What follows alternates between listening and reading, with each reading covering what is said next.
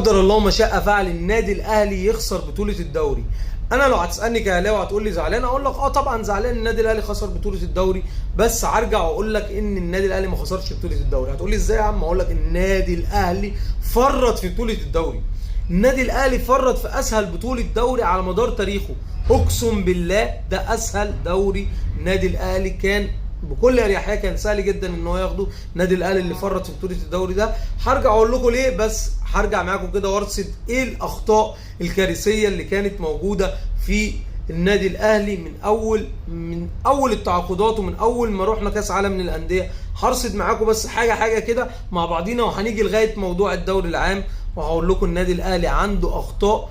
اكتر موسم كارثي النادي الاهلي مليان بالاخطاء الاداريه والفنيه ومن لاعبين واوضه اللبس وحاجات كتيره جدا ومشاكل كتيره جدا كانت في النادي الاهلي السيزون ده. اتمنى ان النادي الاهلي نتعلم من اخطائنا. مش عيب يروح دوري، مش عيب يروح دوري، بس العيب ان انا ما اعرفش واقف على اخطائي، واقف على الحاجه يعني المشاكل اللي كانت عندي واحلها. النهارده انا عايز احيي جمهور النادي الاهلي اللي راح استاد برج العرب للنادي الاهلي في مباراه ما يزيدش طموح اي اهلاوي 1% ان هو يفوز ببطوله الدوري. كان عايزه معجزه ان النادي الاهلي ياخد بطوله الدوري، كان لازم النادي الزمالك يخسر وبيراميدز يتعادل او يتعثر بخساره عشان الاهلي يفوز بالدوري. يعني النادي الاهلي كان محتاج معجزه في زمن ولت فيه المعجزات.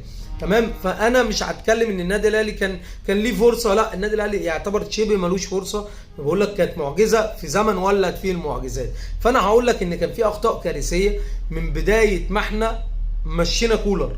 يعني هرجع بيك شويه ان احنا مشينا كولر. اولا احنا الراجل ده خد معانا بطولتين افريقيا، الراجل ده خدوا منه اسامه ابو علي ومشوه وباعوه، والراجل كان طالب فرود وجابوا له جراديشار وبتاع يعني وطلب فرود جامد ومتطلبات كانت كتيره. النادي الاهلي ما قدرش يوفرها له، الراجل بقى يقدم مستويات سيئه في اخر فتره ليه.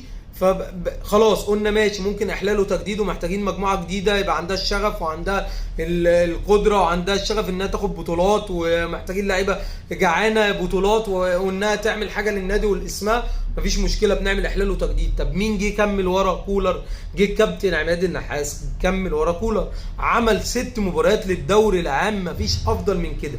طب السنه اللي فاتت النادي الاهلي خد هدايا، خد هدايا. تقول لي خد هدايا ازاي؟ اقول لك ان النادي الاهلي خد هدايا ان بيراميدز تعادل قدام فاركو، وتعادل مباراه ثانيه مع البنك الاهلي او هزيمه تقريبا من البنك الاهلي، مش متذكر. بس اللي عايز اقول لك ان النادي الاهلي ما خدش الدوري برده كان بايديه من السنه اللي فاتت، مش السنه دي. من السنه اللي فاتت كان فيها هدايا. ربنا وفق ان فاركو